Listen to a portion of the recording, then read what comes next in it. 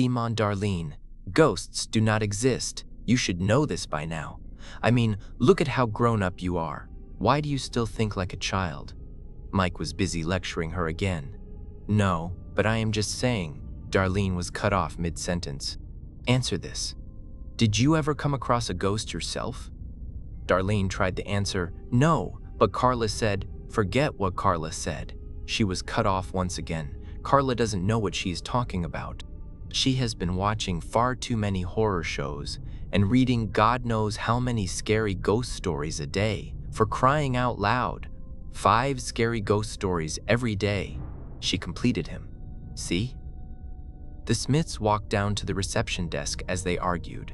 They were somewhere in their mid-30s and had a 2-year-old kid who was yet to learn the pointlessness of speech. The poor chap walked alongside them, looking from time to time at the strange hotel they had walked in, and then at their parents. It was a shabby old hotel they had luckily bumped into whilst they were on their way to meet Darlene's parents in Ogden.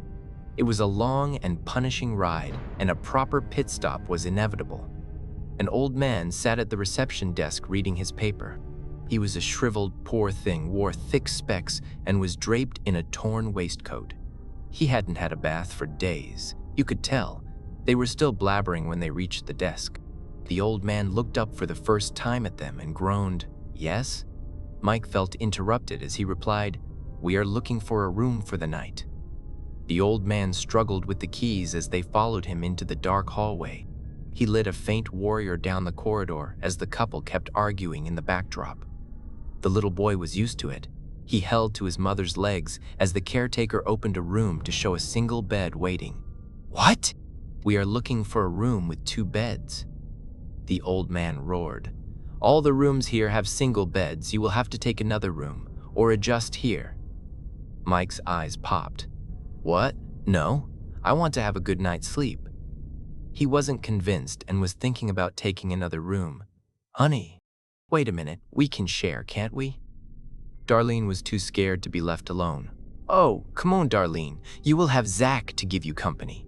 He pointed at the gawking lad on her knees. Mike was too pissed to comfort her. "You know what? I will take the room right next to yours." Darlene had no choice but to comply. She was too sick to make him understand how she felt about strange places, and especially those that were out in the woods. She went in, then remarked, "Why are the lights so dim here?" The old man shrugged before leaving her and the child to get settled in. Mike was waiting at the door next to the room Darlene and Zach had taken.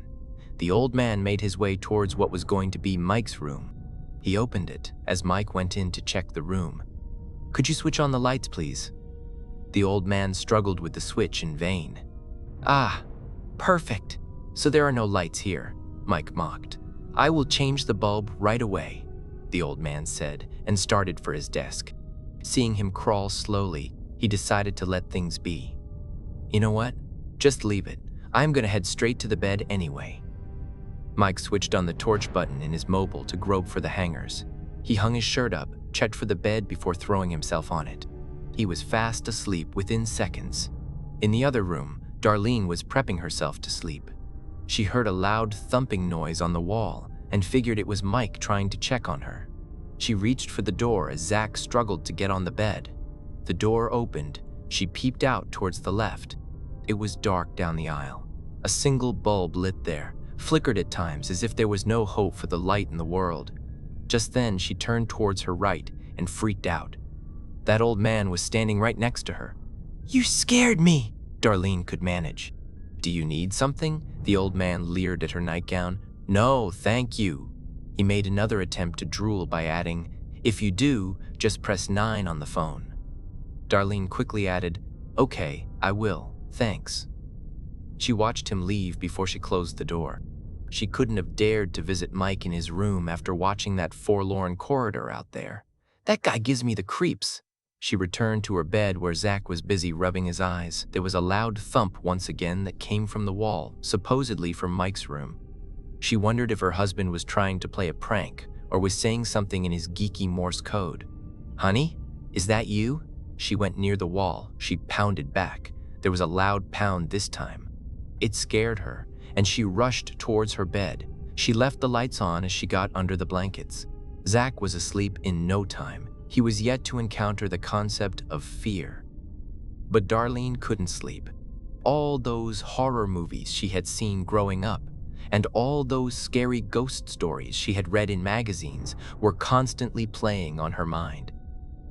Then there was Carla, her sister, who had told her about haunted happenings around the place that they were parked in. But Mike wouldn't listen. Darlene had a funny feeling about everything, the way the hotel wasn't directly located on the road itself and that they had to follow a trail to get there. Something wasn't quite right. She had smelled fishy minutes ago. She waited, listening to her own gasps for a while, holding Zach tighter against her. Soon, in that hushed silence, she began hearing voices, hushed whispers that seemed to be coming from the aisle. She removed the blanket cover to breathe properly. But she was taken aback. The door to her room was open. The darkness from outside gawked at her. Her eyes were open wide in shock. She couldn't understand how. Maybe that creepy bastard opened it, she thought to herself, before slowly alighting from the bed and moving towards the door. In a cursory glance, she noticed that the corridor light was no longer switched on. It made her dead scared. She locked her door once again this time, making sure it was fastened properly. There was a bolt from the inside that she had overlooked somehow. She fastened it this time. Darlene looked around her room to check, then quickly peeked under her bed to establish nothing. She went to the phone but soon realized it wasn't working. She went to bed once again, mad as hell at Mike, to leave her out in a strange place that creaked and thumped, where the phones didn't work and where she couldn't sleep. "Oh, Mike, where are you?" she wondered out loud. Mike had one of the most uncomfortable naps as he woke up, startled by a sudden nudge on his hand. It seemed something had brushed against him. He woke up, looked around, with eyes semi-open, then groped for his mobile in the dark, but couldn't find it. So he went back to bed. This time, the touch was so palpable, and because he wasn't asleep, he sprang up at once. "Who's there?" He felt someone push him from the arm. A nudge followed from the back. Then there was another push from his right side. Then a loud slap on his bare chest. Realizing he wasn't dreaming after all, he fell from his bed. Gasping for breath, shocked at who had suddenly come into his room, he scampered scared till his hand found his mobile. He lit it up once again and tried to see who was in his room. Nothing. He switched on the torchlight and once again checked under the bed, opened the cupboard, but nothing. It was the strangest thing he was experiencing for the first time in his life. It was too much to take. Just then he heard the walls thump and he ran for the door, his mobile falling off in the process. In that brisk attempt to flee, he felt he was being followed. He opened the door to utter darkness, but he remembered his wife's room to be next to his. So he groped for the wall and kept walking against it. But no door came, only more wall. The dim light from the lobby was the only thing he could see. But why wasn't he moving? He used all the force he had. But it was as if something was pulling his other hand, stopping him from going. GIF animation of dark hotel hallway. The walls wouldn't end. He shouted out loud, "Darlene, help!" Just then a door opened from the left and the light shone bright at his face, blinding him instantly. It was Darlene. Mike, are you all right?" She came rushing out, picking Mike up from the ground who had fallen. She was taken aback at once to find Mike like that. He looked all drained out, sweating profusely. There were red marks all over his body. He was hurting, gasping for breath. Confused, he tried to look behind, but it was dark everywhere. He could only manage the first thing his mind could register. "Let's get the hell out of here." Darlene rushed in to get Zach and came back within split seconds. "What is this god-forsaken place?" She was talking out loud as she picked him up and they made their way to the lobby. The old man was silently reading the papers there. He looked up at his guests and was aghast to find them in a troubled state. "What the hell is this place?" Darlene shouted at the top of her lungs. "What happened? Are you all right?" The old man replied, "Clearly there is something wrong with this place. We would like to leave right now," she said. "All right," the old man said calmly. He took out his register and pointed, "Just sign here to check out." Mike moved forward, took the pen from his hand and signed. He was paying in cash when the old man leaned forward and said to him, "You should have listened to your wife. Usually, they don't bother people much. They keep to themselves. You provoked them." Puzzled Mike looked at him. What are you saying?" he faltered. But all the old man did was stare at Mike. He didn't understand, but he was beginning to. "Mike, are you done? Let's go." Darlene tugged at him from behind. They were halfway towards the gate when the old man shouted at the top of his voice, "Madam, I think you are taking something that belongs to my hotel." The old man pointed at her shoulders with his eyes. "What do you mean, I?" Just then, Darlene looked at what she was carrying. It wasn't Zach. It was a pillow she had been holding all this time. She let go of it, screaming at the top of her voice. Just then, they heard the voice of a crying Zach coming from the corridor they had managed to escape from. Mike looked at the old man. There was a big grin on his face as he said, "They got a feed." There wasn't a second to waste. Mike ran like hell into the hell that waited for him in the darkness ahead. The empty hotel rang with the sound of Darlene's yelp.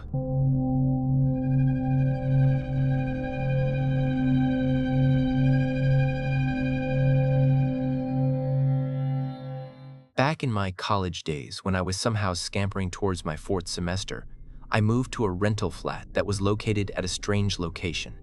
The grounds were owned by Behel, a leading power plant manufacturer in India.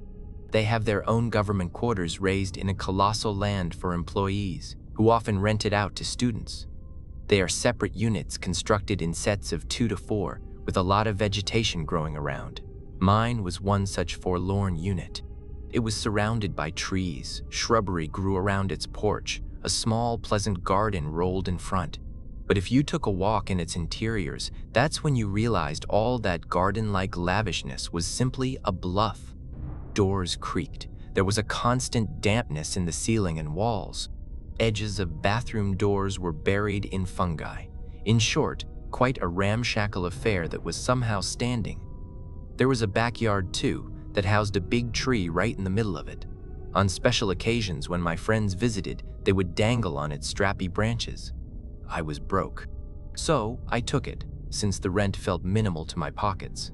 It was all right for one person. I felt okay-ish living in a squeaky house that didn't seem at first to be packing in any surprises.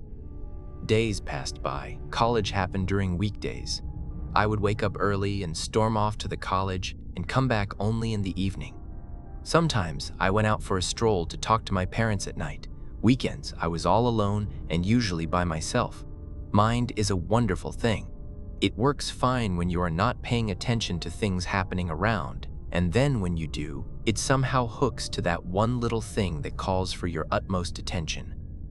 Then all your focus, all that spotlight highlights you, the minutia of life. Somehow in the back of my mind, things started to seem funny. I began noticing something fishy going on in the house. When I would not be wearing my headphones, the house would speak in the dead of the night. Leaves out there rustled, as if there was an animal prancing on its branches. The garden in the front throbbed, as if someone was plucking all the flowers. The squeaky door in my house would creak every single night whenever I went to bed. But I would always be too tired to go looking, and sometimes too scared to bother. GIF animation of a squeaky door from the scariest haunted house. I was having trouble sleeping for days, but I didn't raise any panic alarm. Primarily because college was punishing and I was always tired. I would feel grateful that whenever I closed my eyes, it would always disclose only in the morning. I was only stuck with a faint taste of a dream that I would always forget by the time I would reach for my toothbrush. But the most unusual thing began happening soon enough. I felt, in the back of my mind of course, whenever I came from college, things were never in order. They weren't in the state I used to leave them in. I wasn't really spending a thought in that direction until one day I decided to. It was exciting for me, like having my own little science experiment. I took out my laptop, opened the video recording software, checked if it was working properly before leaving it on my bed. When I came back in the evening, I was surprised to see sheets disarranged, clothes lying around. I noticed my window was open. The wind. Curious to see what I had captured, I jumped on my bed, Picked up my laptop but found it switched off. I had forgotten to put it on charge. How stupid of me. I switched it on once again, quested my video, and then began watching. I saw myself humming a song, trying to open files and folders on my laptop before disappearing for college. Then, I heard myself locking the door shut. It became quiet after that. I watched for 2 to 3 minutes, then fast-forwarded since things were starting to appear pretty bland. Then suddenly, I heard something, that same familiar noise of door squeaking that I hear every night. It was followed by a thud. I recoiled on my bed as I heard the real one answer it. Yes, the same door creaking noise was answered immediately with another loud creak that shook the whole house. I went to check this time, towards the screeching bathroom door. In the process, I forgot to pause the video. I moved on slowly as I reached the door, while in the background that squealing noise continued to come from my laptop. When I reached there, I saw my bathroom door shut. It was properly bolted. What the hell? Scared, I retreated towards my room, but my legs stopped when I saw an old woman standing next to my laptop. She seemed to be sniffing it as my laptop shrieked and creaked every few seconds or so. Time had stopped for me. There was no stopping me as I turned around to run towards the main door. I blasted it open in the process, scrambled to get hold of myself. I rolled over in my garden, turning around to look if I wasn't followed. Then I ran all the way across till I reached my friend's house, telling him everything in uncontrollable gasps. With 5 to 6 friends, I returned to the same spot. I refused to get in, whilst they searched the house for any kind of intrusion. Failing to find anyone there, they locked it up, brought my essentials to me as I returned with them, unable to sleep. That creaking voice rang like a bell in my head the whole night. 2 of my good friends then took the next day off for me and decided to move me out that very day. I called up the owner, told him about the place. He laughed at me, then at my face when he met me for the keys. I didn't care of what he said or thought. I just had to get the hell out of there. When I was ready to leave, I took one good look at the house, wondering what mystery possibly lurked in its bleakness. That was the last time I ever saw that house. The scariest haunted house I have ever been to, nay, lived into. I turned around with my packed bags, never to return again.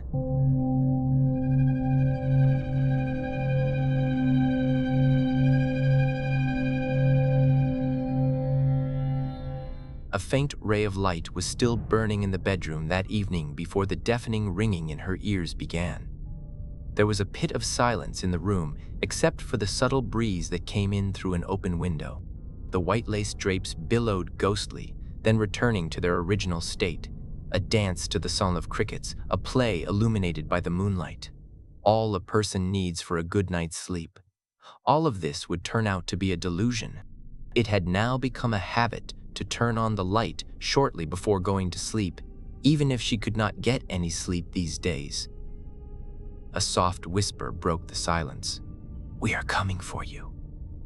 The soft voices bounced off the walls and reverberated like a hollow echo in her head. Did she really hear this, or was it just a dream? Suddenly, the voices erupted right in her ear. "We are coming for you!" This time, significantly more intense, which caused her to wake up abruptly. The room felt different, as if it was loaded with static energy. The ringing in her ears continued and disappeared in waves. Faint at first, like a slight hum in the distance, then welling up in a deafening and all-encompassing sound. When Jocelyn had a clear state of mind and really thought about it, she would always compare it to the sound of static on multiple televisions. Then, she would imagine a room full of televisions stacked on top of each other, occupying the entire room up to the ceiling, with the light constantly shifting in a blur of black and white. Slowly, her consciousness returned to her, and she felt goosebumps on her skin. Not the kind of goosebumps you got when you were cold, but the kind that alerted you in dire situations. A bodily response letting you know that you were not alone, and that in the worst-case scenario, you might just have to make a run for it. It was a stage between sleeping and waking, yet her consciousness was always on edge, so she could remember everything in detail afterward. It always started with the ringing, although sometimes she heard other sounds as well. Voices, as it seemed. Voices on a strange and different frequency, as if they were on a different channel. People talking over each other about everyday things that happened, and sometimes she seemed to recognize some of these voices.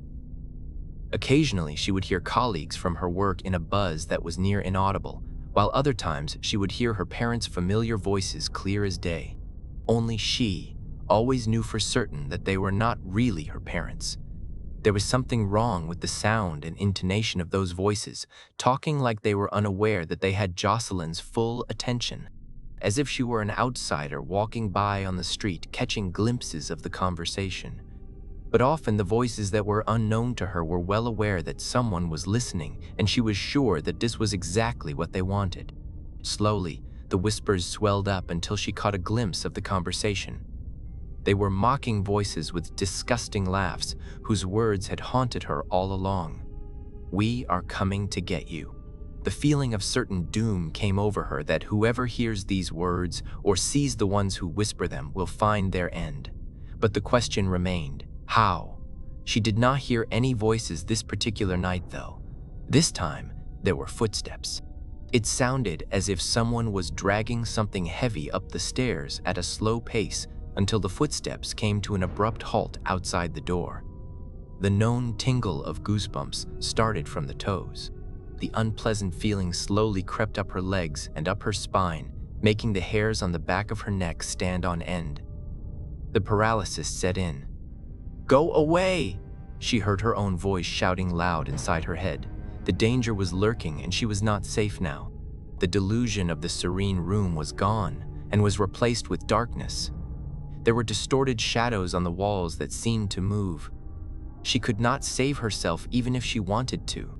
This time it was too late, and there was nothing she could have done or changed about the situation or the order in which it happened. Not only were her muscles paralyzed, her vocal cords stopped working as well. She could not utter a word or sound. There was no one to help, and any attempt to scream for help had proved despondent. Her throat seemed to be closing anxiously. Much pain and effort were needed to take in even the smallest amount of air. The drops of sweat began to collect on her back before slowly trickling down her spine like little pearls. She broke out in a sweat of panic, as one would say. She wanted most of all to postpone the inevitable, that moment when she had to open her eyes. She wanted to postpone what she would have to be forced to see. The images were always different, and so was the sight of these shadows. Every night was like a different play that unfolded right in front of her. Disfigured faces that she could never let go, limbs contorted in impossible directions, hands closing around her throat while she had the feeling that something was sitting on her chest and was applying more and more pressure, a body crawling against hers under the covers. And when she woke up, she would discover that there was a small dent in the mattress in that specific spot. Still, she knew she could not avoid her own curiosity, and that curiosity always trumped the fear she felt inside, which later on she hated herself for. She cursed her own curiosity over and over again. But still, that did not stop her from opening her eyes, not even once. Her heart began to beat louder as she feared it would burst out of her chest. That idea alone was enough for outright panic. It is strange how much a person could think in moments of misery and fear. It was pure adrenaline, with the same choice time after time again, to freeze or run away. She could not utter a word, could not make a sound. There was no one to help, and now that choice had already been made for her. Someone else had chosen for her. Her body had given up without a chance to fight or run, to never look back. She had lost control over her own body. There was only one thing that somewhat worked. She could open or close her eyes. The fact that one day she would not wake up was something she was strangely sure of.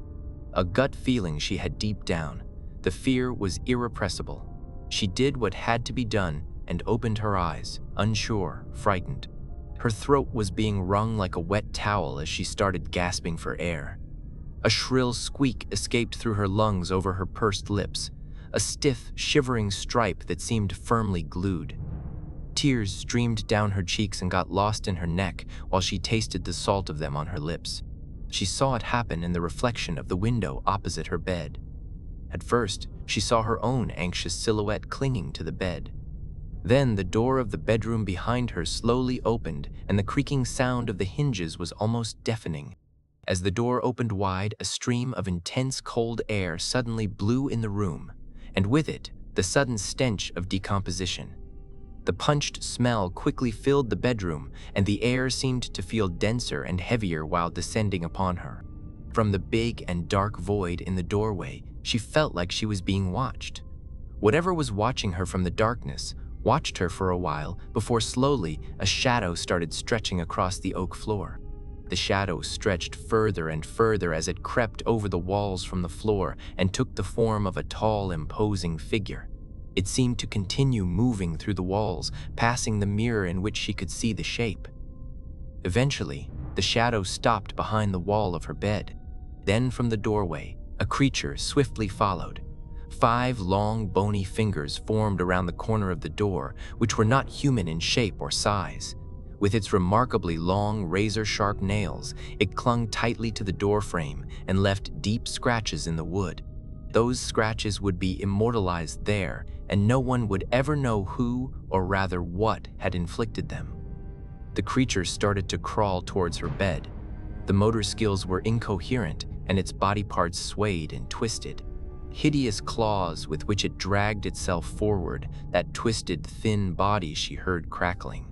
And then suddenly, it was gone, as she just caught a glimpse of a foot disappearing under her bed.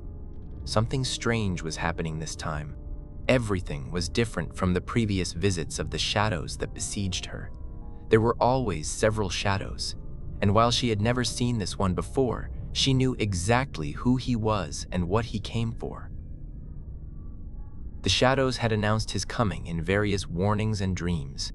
He was the one who had sent the others. He was the one needing madness, suffering, and fear to show himself in flesh and blood. King and ruler of his own legion in the underworld, the collector of damned souls. His emissaries did all the dirty work for him. This creature had never been human, never walked the earth. Its presence was clearly felt under her bed. Irregular breathing as if it was a faint, and it had never really learned to breathe before. Shortly after, a deep, unearthly growl followed, likening it to a rabid beast with its jaws wide open and waiting to ambush its prey. She was that prey. Nails scraping the wooden slates of her antique bed, it took a morbid pleasure out of her fear and despair and fed on it. Quickly, she closed her eyes again, hoping to keep them closed, until the first shimmers of daylight came through the curtains again. Then she could banish this event, like all the other times, to a place in her own head and lock it away forever. This was a place only she had access to, as nobody would ever believe her if she said this was more than just a nightmare, sleep paralysis as others would call it. But she knew better. This was an intruder, something wicked. It seemed as if the agonizing minutes passed like hours. Very slowly, the feeling of relief came back when after some time she heard or saw nothing. After all, was it all still just another dream? It was, she assured herself. Another hallucination created by her subconscious. She felt the gravity of fatigue pull at her eyelids, and finally, she became very sleepy. With a deep sigh, she gave in to her tiredness. Jocelyn had finally been able to calm herself down a bit. But as she wanted to close her eyes to rest, she noticed something about the reflection in the window. The reflection suddenly seemed distorted. Everything had become blurry. Images flowed into each other in a watery but gloomy color palette.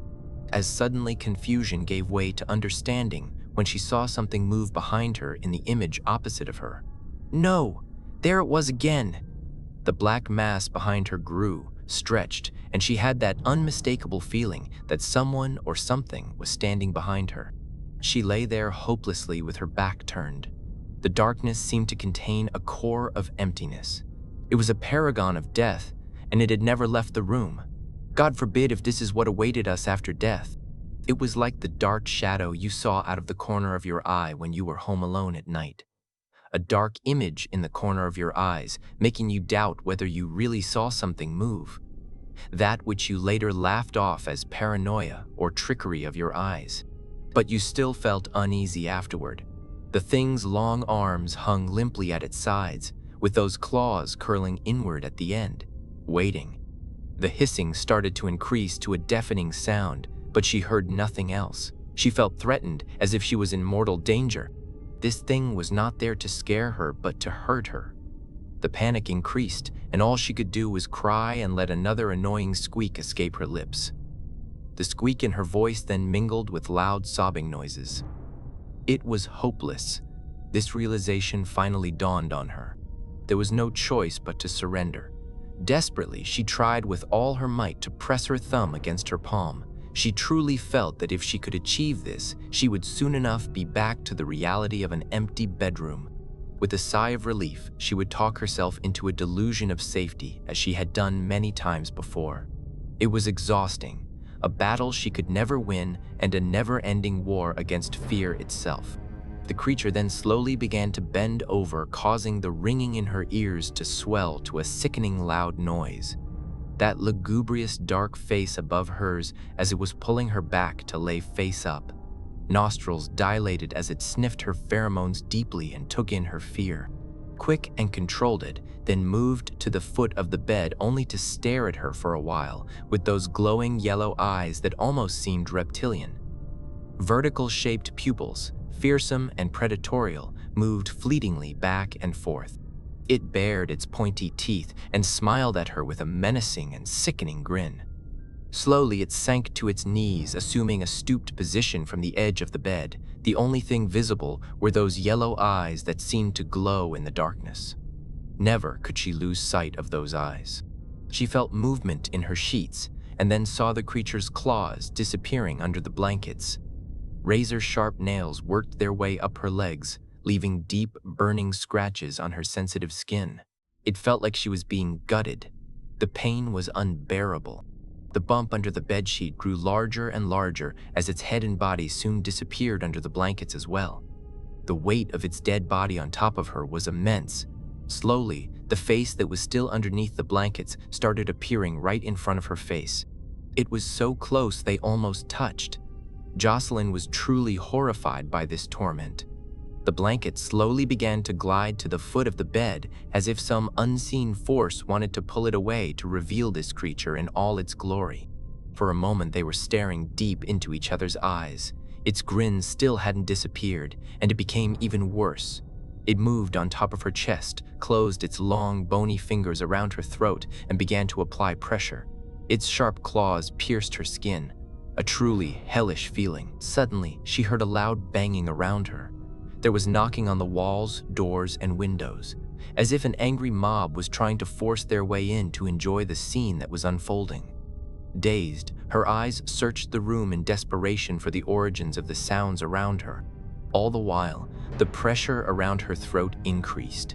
Its grip tightened.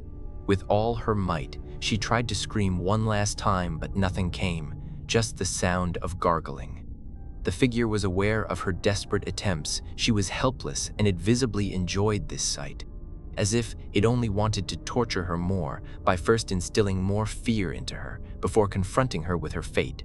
All the blood in her body seemed to rise to her head. She heard the pounding of her heart in her head, but with every second, it seemed to fade more and more. So that is what it feels like to suffocate while death keeps smiling back at you. The air had left her body and had no intention of returning. Her eyes bulged and her head felt increasingly heavy. Fragments of her life flashed before her eyes like a slideshow presentation. The hands of the clock seemed to slow down while the ticking of the clock kept getting louder. Tick, tick, tick. Her field of vision blurred and she became lightheaded. Stars and flashes of light danced before her eyes like a sky lit up by a heavy lightning storm. Her eyes rolled back into their sockets, leaving only the bloodshot whites of her eyes dotted with a network of red veins. The panic slowly ebbed into acceptance and embrace of the unavoidable. Finally, complete darkness. There was no heartbeat anymore, and the final gust of air left her body for good. She seemed to float in a lonely void. Consciousness, however, was an extraordinary aspect that remained intact for a while. Perhaps it was the soul that left the body and sought another home, a new purpose. Somewhere in the distance, the familiar voices loomed up again as if they were on a different frequency, and they became louder and louder. Mocking, they came closer and closer from the darkest reaches.